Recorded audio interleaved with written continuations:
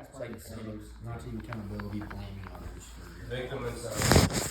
Sam and Trump put us here. This place sucks. Like Sam and Trump suck. Okay. What else? This is good, but like go deeper. Like this is like level 2 deep. Like surface level is like, oh, they're bad people. Like second level is like what we're going at. Like go deeper. Like what does that actually mean though? What is that doing to our team? Someone says, dude, Sam and Tyler, or just Sam is cutting bad hood. What does that mean? Are they gonna go to Tyler and only go to Tyler? What does that do for Tyler? Overwhelm him? Like there's so much to this that actually like the negativity is a huge domino effect that a lot of the times you don't even realize it. It really is. So like keep going with this stuff. Like what else? I think being coachable. I think like for me like with I've talked to Tyler about it, but I think it's best that we all avoid signing any reps that just we don't see that are fit to be like coached. Reason why. Know-it-alls. What? Know-it-alls. Yeah, know-it-alls. I mean, like it's not bad because naturally, like there's gonna be kids that like know more about sales than others, but at the same time, like if they're not willing to like accept feedback and actually implement it, and just like think that they know what they're doing and like completely disregard like what we say as the leaders on the team, that's not only gonna make us look bad in front of other reps, but just overall, like they're just not gonna be able to perform how we want them to as well. So it's just talk about like when we're talking about domino effect, it's just What does that person's vocabulary look like? Like what are they saying? Like what are some things that the reason I'm asking this guys is like there's been people on teams past, there's people that we're gonna run into this upcoming year. You look at them on paper, they sell a lot more than the average person. They're really good at sales. They are on their shit. They're really good socially. They're really good at like approaching people. Like they're very charismatic. Like on paper, they look really, really, really solid, right? But what does the vocabulary look like for someone like that who could actually portray like negativity? Like what are they saying and doing? Trigger words. How about that? That's more specific. What are some trigger words they're saying?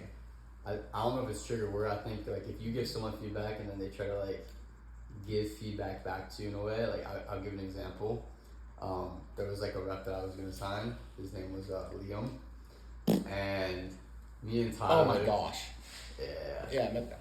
So right? No, this is it is. Me and Tyler, we were like on campus, and we were just getting like literally contacting, like just doing like our thing, and we run into him, and he ends up coming like with us to go and like contact. Like he's just like, oh, can I come with you guys? We're like, yeah, sure, why not? No problem. At that time, like not a big deal. Like as we're going through it, it's like Tyler's trying to like teach him how to like contact, like, oh, you can do this, like why don't you try it out? And then he starts telling Tyler, like, I think it would be a good idea maybe if you tried this. But in reality, like, this kid has never signed to anybody in his life. Like, he's never done it before. So, like, why is he giving feedback? And then I pressed him on actually going up to a kid and doing it, and he got scared to do it in the first place. So, like, that's when I talk about, like, being pushable. Like, that's just, like, a prime example. Like, something you just... Respect for leadership, coachability, low ego.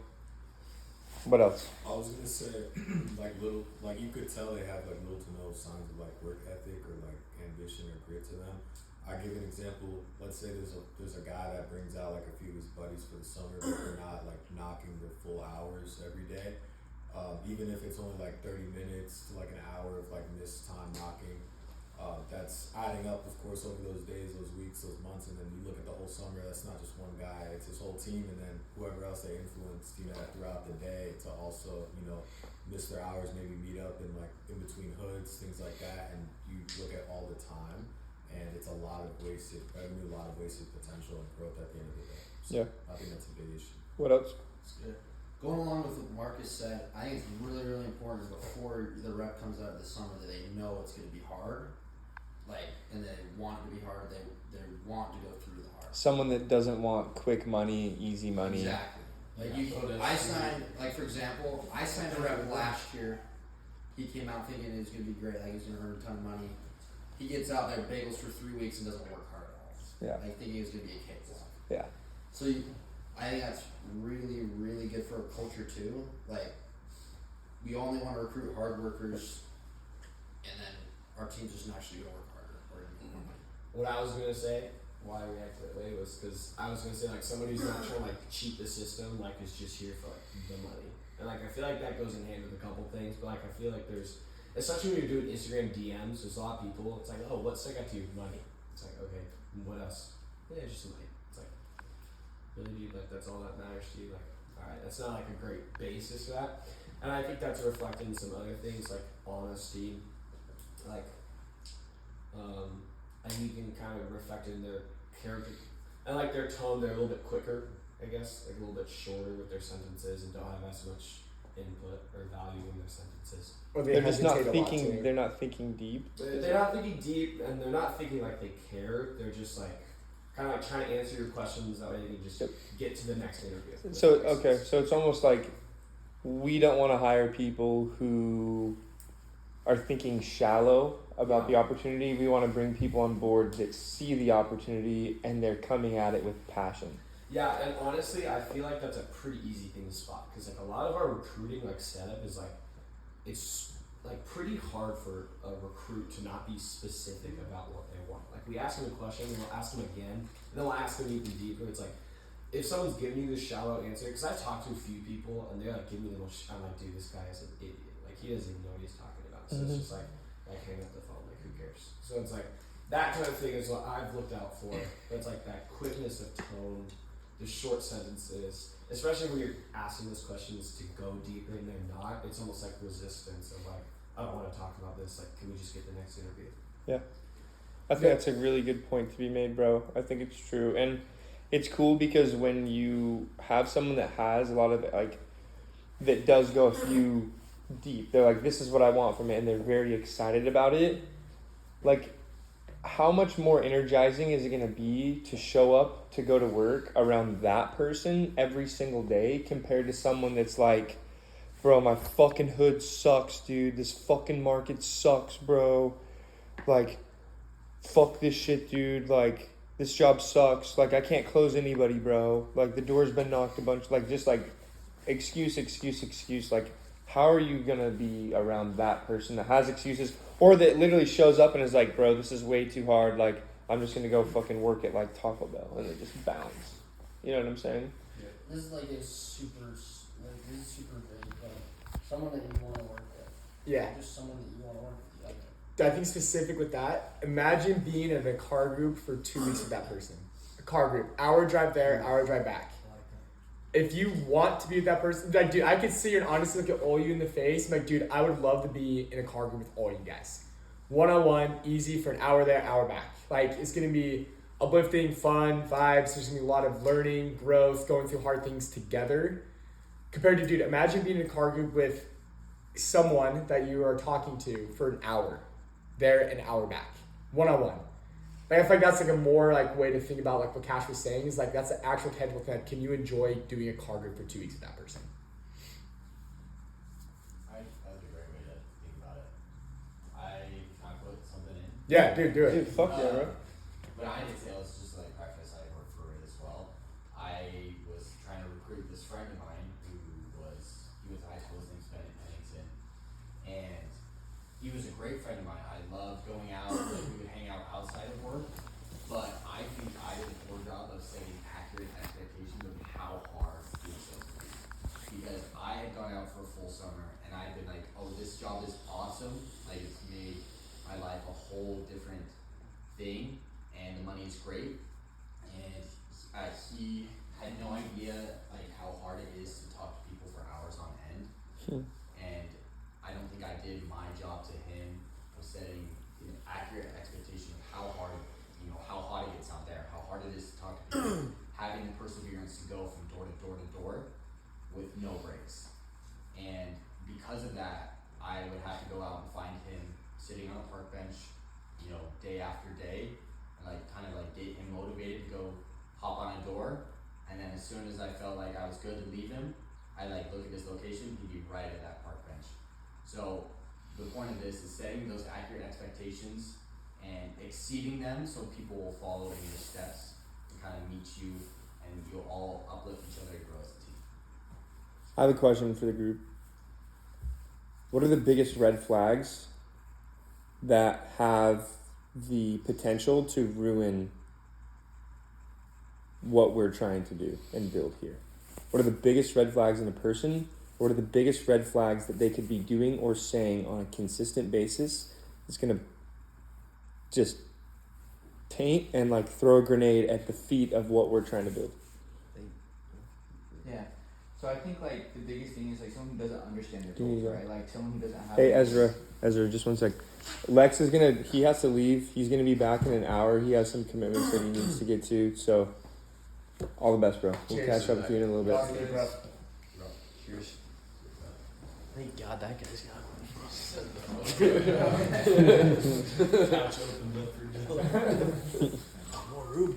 But yeah, coming back to what I was saying, I was just trying to get to the point of you have to understand there's a bigger purpose, right? And it's taking very precise steps to get to that goal, right? It's not just gonna happen. We're not all just gonna someday get some golden door just by going out and knocking doors, right? It's gonna be very precise, and it's gonna take people who understand that as well. Because you can see each one of us in this room understands what it takes, right? We understand what it looks like, and we've done it, and we have that to show. But these people who are gonna be coming out, they don't quite understand. But if they can understand their goal and they're willing to work hard, then that's when it's going to take us to the next level. But, you know, if they're just like, oh, I'm just going to go knock and see how it goes today, or they don't really know or care to really hit a goal, then It's time for them to be let go. Yeah, if a rep ever gets to that point, it's time for them to go. Go So to repeat the question is, what are the biggest red flags that a person can demonstrate, or what are the most like toxic things that could be being said or happen or be allowed with the people that we hire on our team that could quite literally destroy what we're trying to build? I'd say somebody that isn't all in, maybe somebody that has a plan B, and when they share their plan Bs to the rest of the people, which may be like an easier route, for example, like Windows. Maybe like somebody's having like a rough few weeks and just like, bro, you know what make us quick money is Windows, and just let that spread like cancer. And just like basically somebody that isn't all in, and when times get tough, they look out for what can be a more, I guess, comfortable thing to do, and just letting those people have impact on the ones that are already like on the lower side of things. Like just get control of most conversations. Yeah. To like stop at like just letting reps know like the grass just isn't greener. Yeah. It's funny when Chad, you can look to your left if you want. That's gonna be almost so bad, bro. Cash really says, yeah. It's like, Chad, was that good? No, but I was gonna say people that like during the day, all they talk about is like what they're gonna do once like, Yes. they're done working. Like, oh, I can't wait to get Yes. home and do this. Oh, I can't wait until we're done knocking. And it's like consistently, like Yes. more than usual. I know you have a day where you're like, man, I just can't wait to go home. That's genuine. But those people that do it consistently, then it becomes a trend, and then that spreads around to the rest of the team, and now everyone can't wait to go home. Yeah. Can I add something real quick? Yeah, go for it. I was gonna say people who can't control their emotions. I know when Carson briefly spoke with us last Wednesday, he discussed how leaders are in a very like good neutral state when reacting to bad information, good information, and they're just who you want to be around and when there's like a crisis or something bad going on. So people who don't know how to regulate their emotions and control themselves in different environments are probably not people that you want to be Yes. next to you or in a car ride either. Huge. Go ahead, Cash. I was just gonna say I don't know how like you guys run your program, but like besides the work week, and it's easy for me to say because I'm not like a party guy, but just like guys that are just knocking, getting through the week to go and chill in a new place. They're using Red for rent and stuff just so that they Yes. can go and party on the weekends. Like when it's the work week, like it's grind time. Yeah. We had this year, honestly, we had a few people on our team for sure that wasn't for partying, it was just for the beach, dude. Like, Yeah. and but the thing is like everyone here right now think about it. Like these are the trigger words I was referring to earlier. Plan B's. That's a trigger word in my opinion. Like when I hear I can't wait, like another option I have when I get home is this. Like I'd rather just go do this right now. That's a plan B. That's a trigger word in my head. Another phrase that people say is like, dude, today's gonna be a good day. Yeah, dude, but it's so hot, bro. Like it's just but it's raining, dude. Like yeah, but the word "but" is a huge trigger word for me. Of like, dude, this guy is having a whole mindset of excuses, full victim mentality, and then also like what Marcus said too, just like the people, and then like what Cash said too, like looking forward to the weekends. Like those are the things that, like, in my opinion, are like trigger words that are like making me think, okay, this person's not really in line with like what we are trying to build. And it's not a rude thing to them. They just don't belong. They don't. They belong in a different group, on a different team, a different company, different industry, doing something completely different that most of the time, not in a rude way, but is a beyond average place to be. Like what we're doing right now is way above average. We don't have these excuses. We don't have plan Bs. Cash really just said, I like takes us to the next level, whether that's door to door or not. He's like, for me, this is my only thing. Like that's someone right there that has no plan B. So people that are doing that, it's not a rude thing. They're great people. There's people on our team this last year that we should have let go, and people that we did let go that were awesome. Like there's some really good friends that we made. It just didn't work out for them, and they're doing their own thing. It's not a bad thing. Like it's honestly where they belong and what they're happier doing. It's a win-win for everyone. I say also avoid people that don't value others' goals and just other growing. Like there's any time during the week, the month, like I'd hear somebody else do good or hit their goal, and I feel like I just did whatever it was. Like I'm always rooting for everybody, and just like having those people. Like I mean, we're all competitive. I mean, we're in sales. Everybody wants to beat somebody, but just being able to like put a pause on that and just be happy, because at the end of the day, we are the destined team, and we are like us versus everybody else. And just being able to just be happy and just put your ego aside to like congratulate the next man and just be genuine about it as well. Yeah, I think it's cool, dude, because this hits on something that like takes it takes everyone. Like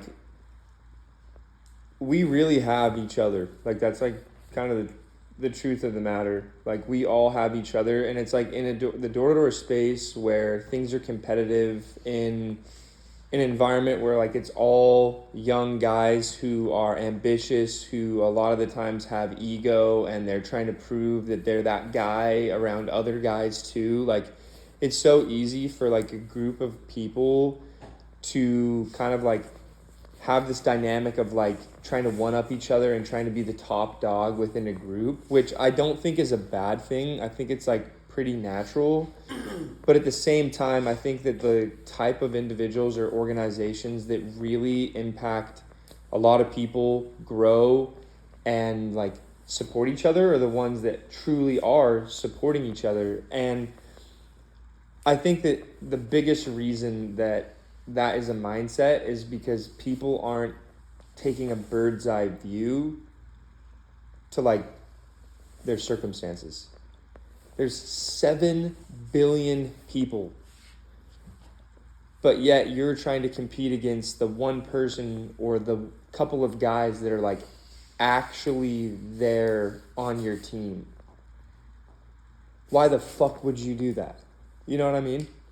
Like there's 7 billion people. There's countries that want to fucking kill us.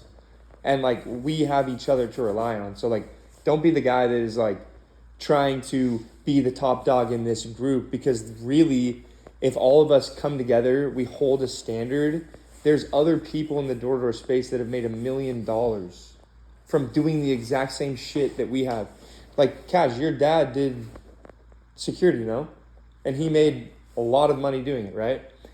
His dad is a prime example of making lots of money in this space.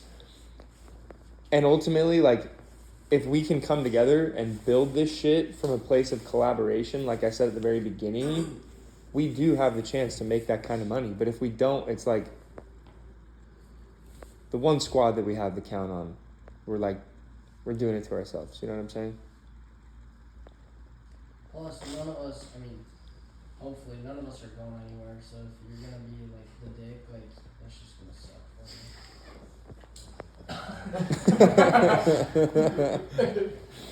I'd say one last thing. Also, just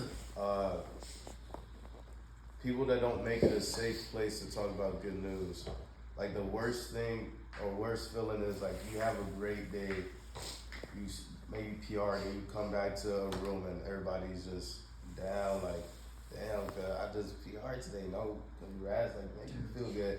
And just like having a safe place for others to like express how good they're doing. Obviously don't be like arrogant, like, oh, I'm the best person ever, but like just we surround ourselves with other individuals that are like-minded and want to grow. So it's like, if we all want to grow and all want to accomplish all these things, we should be able to support when the next man is one step closer to that. And we all need to do that too. Yeah, like yeah, getting into yeah. the car group. Marcus has a big day and I'm at 1 and I usually get 8 or 9 or 10. Marcus goes and gets 8. He gets in the car, that'd be your PR, 8K, right? He gets in the car, imagine this, he sits in shotgun. He's expecting, like, dude, I'm gonna sit down, Sam's gonna be freaking out for me, bro, like dapping me up, it's gonna be so dope. And he gets in the car, like, dude, good shit today, bro. Yeah. It's like, thanks, bro, thanks. Like, yeah. Music's quietly playing, just drive off. It's just like, What a kid. what the fuck, dude? I will Bro, never yeah. forget. I want to say one story, dude. I have a video of this. I'll pull it up if you guys want me to. But, dude, it was the last day for Zeke and Lex knocking. You guys know exactly what I'm talking about. Dylan Dude. was there. I pick up Dylan. I'm gonna go pick up Zeke and Lex because it was already late. It was past dark. I pick up Dylan, and Zeke and Lex like, "Yo, we're gonna keep knocking. It's our last day." We're like, "I bet." And me and Dylan go and pick him up. Dude, Dylan gets out of the car, and like, so they both just hit their goals like the same day. Lex and Zeke did. And Dylan gets out of the car. I parked it. Dylan gets out of the car, like runs up, like hugs him. And they're like screaming, and I'm just like recording the whole thing. Like and a then, dad. yeah, I was like a dad, like, go back, go back. Like, I was like just sitting there, like, I was literally standing in my truck, like, Sam was tearing up, bro. dude, I was like watching that shit, and then I go up, dad pull up, and I was like, dude, this is like, that's what it's like to be. We need that every day, guys. Like every day, people in the car group, they have a bad day. We need to be the positive energy. Like we can't be when we have our update sucks. Everyone here has had a bad day, and it's really brutal. But dude, we have to show people like through those bad days, like dude, smile through that shit. Be happy for other people. I think it's gonna make us sell better the next day, anyways. Yeah, I was gonna add on too that all ties back into just being as like present as possible. Like wherever you are with the team, whatever situation, because like you never know something that you can miss about like reading someone or like really analyzing what someone is saying to you, especially if it's like one of your guys. The way that you like reflect that back onto them, like that could change like their whole day, their whole week. So Yes. like allowing yourself to always be as present as you can just like alleviate any like those types of issues ever happen. Yes. So This is the stuff that's like easy to talk about though. Like it's easy for us to say here, like yeah, cheer people on and do it. Like there's so many times like we actually have to put action into it though. I have a story in my like first like couple weeks in Seoul or so, like my rookie year. I would knock and knock and knock, and I got out there. I didn't have very good training, but I like saw all these older guys that had been in the door-to-door industry, some since like Vivian, and you know some dudes for multiple years, and I really looked up to them because you know door-to-door is already hard, and they've been through it for multiple summers. So now that everyone's starting to like have guys, have reps, like coming from me when I was 17, like I like look up to these guys, and so as much as you think that it's like peer-to-peer. No, like your rookies like look up to you, like, and if you're slacking and if you're not, you know, being the guy, like It you're teaches gonna feel them, that. yeah. And it shows them like, God, this is the type of guy he is. Yeah. Or this is the type of culture that I'm a part and of. Dude, listen, but when you guys were all rookies and whatnot, you guys all look up to Sam like a ton, and even still, like that's how they are going to be to you guys, whether you sell 50K or $1 million. Yeah, I'm so grateful for the team that I was on my first summer. We had like 5 or 6 leaders that all did 250 accounts plus. These guys didn't take shit. They cut area, would knock that shit anywhere. And they would assign us and they would look at our hoods. If we hadn't double, triple knocked it, they'd tell us to go back. They would do the exact same shit. When times were tough, they held themselves accountable and us accountable. And that's why I went and sold 260 accounts my first summer. I didn't know any different, but looking back on it, like, that shit literally is why I'm sitting in this seat, is because I had leaders that didn't make excuses about hood. They didn't make excuses about anything. They held themselves accountable. They practiced what they preached. And they went out and fucking sold really well. They were positive every single day. They always showed up. They didn't have excuses. And like, I'm so grateful, dude, for freaking Morgan, for Isaac, for Parker, dude. even Spencer Zunian, he worked hard, bro. He was selfish, but he fucking worked his ass off. I outsold a few of them, and they all at the end of the year were like super stoked about that, which is rare to see too. Like I outsold a few of our managers as a rookie, and they were like texting, calling me the day of, like when I hit my goal of 300, they're like freaking out for me, and I was like, I was expecting them to be like pissed, but they were like, it was awesome, dude. So we can move on. We have a few more questions I want to ask. If you guys have anything else you want to add, you can, but everyone watches what we do. Like what we are doing right now, people are watching, and during the summer, people are watching so closely your every move, how you're reacting to Hood, how you're reacting to rainy days, how you're reacting to comments in the car. What you say versus what you do. Yes, like everyone is watching us so close, and when you make a mistake, it sucks because that is what's focused on, right? Like we're kind of talking about like how negative people want to like avoid those people. Negativity, in my opinion, negativity and positivity spread just as fast, but what's more focused on is negativity. Like really, they both spread the same amount. Like they're both very contagious to the same level, but it's just so much easier to focus on the negative.